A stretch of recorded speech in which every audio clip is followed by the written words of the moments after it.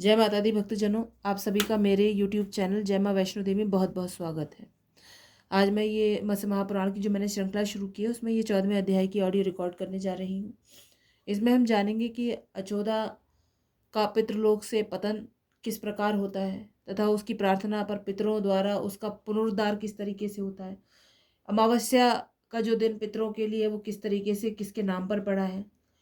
अचोदा कौन है, ये नदियाँ कहाँ प्रवाहित होती हैं, इन सभी चीज़ों के बारे में आज हम इसमें जानने वाले हैं। तो अगर आपको मेरा ये प्रयास पसंद आता है तो मेरे ऑडियो को लाइक करें, चैनल को सब्सक्राइब करें और ज़्यादा से ज़्यादा लोगों में शेयर करें ताकि सब ज्ञान सब तक पहुंच सके। तो चलिए शुरू करते हैं आज का अपना ये 14वां अध्याय।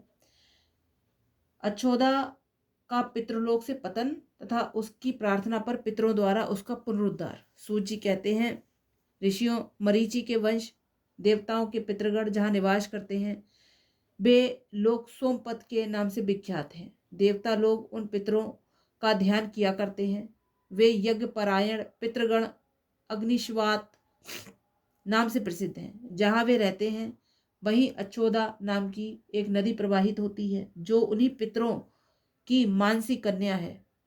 प्राचीन काल में पितरों ने वहीं एक अचोदा नाम का सरोवर का भी निर्माण किया था। पूर्व काल में अचोदा ने एक सहस्त्र दिव्य वर्षों तक घोर तपस्या की। उसकी तपस्या से संतुष्ट होकर पितृगण उसे वर प्रदान करने के लिए उसके समीप पधारे। वे सबके सब पितृ दिव्य रूपधारी थे। उनके शरीर पर दिव्य सुगंध का अनुलेपन लगा हुआ था तथा गले में दिव्य पुष्पमाला लटक रही थी। वे सभी नवयुवक, बल संपन्न एवं कामदेव से सदृश सौंदर्यशाली थे। उन पितरों ने अमावसु नामक पितर को देखकर वर की अभिलाषा वाली सुंदरी अचोदा व्यग्र हो जाती हैं और उनके साथ रहने की याचना करने लगती हैं। इस मानसिक कदाचार के कारण सुंदरी अचोदा योग से भ्रष्ट हो गई और उसके परिणाम स्वरूप वह स्वर्गलोक से भूतल पर गिर पड़ी। उसने पहले कभी पृथ्वी को स्पर्श नहीं किया था।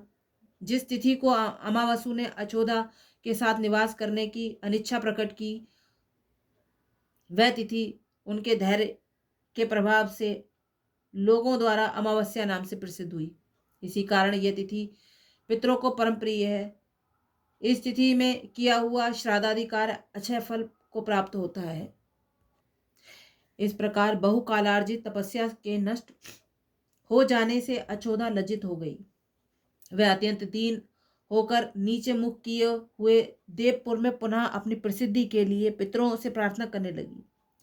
तब रोती हुई वह तपस्विनी को पितरों ने सांत्वना दी।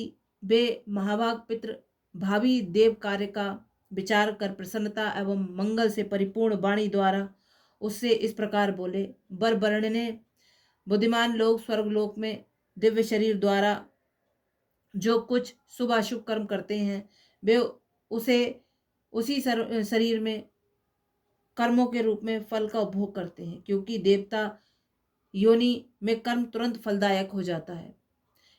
इसके विपरीत मानव योनि में मृत्यु के पश्चात जन्मांतर में कर्म फल भोगना पड़ता है। इसीलिए पुत्री, तुम मृत्यु लोक के पश्चात जन्मांतर में अपनी तपस्या का पूर्ण फल प्राप्त करोगी। 28वें द्वापर में तुम मत्स्य योनि में उत्पन्न होगी।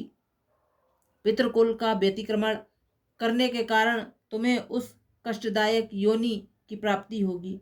पुनः उस योनि से मुक्त होकर तुम राजा उपरिचर वसु की कन्या होगी। कन्या होने पर तुम अपने दुर्लभ लोकों को अवश्य प्राप्त करोगी। उस कन्यावस्था में तुम्हें बद्री यानी बेर के वृक्षों से व्याप्त द्वीप में महर्षि पराशर से एक ऐसे पुत्र की प्राप्ति होगी जो बद्रायण नाम से प्रसिद्ध होगा और कभी अपने कर्मों से इधर उधर नहीं होगा और नारायण का अवतार होगा। तुम्हारा वह पुत्र एक ही वेद को अनेक यानी 4 भागों में विभक्त करेगा।